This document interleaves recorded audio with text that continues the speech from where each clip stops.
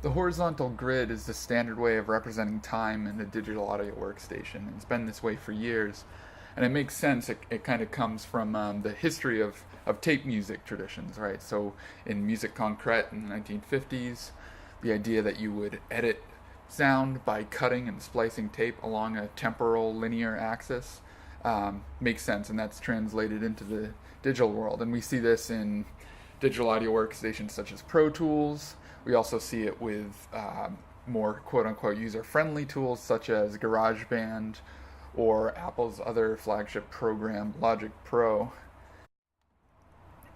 Ableton Live incorporates this view, the horizontal grid, in what's known as arrangement view. So we can see, similar to Pro Tools, GarageBand, Logic, and countless others, time moves horizontally from left to right. Rows represent audio tracks going from top to bottom, and they're stacked on top of each other. But Live also incorporates a different view, and that's the session view. And in session view, instead of tracks being arranged horizontally, they're arranged vertically. So in this case, columns represent audio tracks. So you could have drum tracks in one column, you could have a bass in another column, you could have vocals in another, and time moves vertically in this case. So you move from top to bottom, and you can rearrange the elements as you see fit along the grid.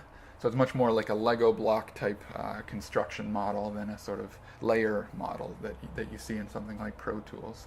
And this actually harkens back to a lot of, historically, some of the first audio workstations for music production were this way. And we start to see those resonances in tracker-based music software, something like RENOISE.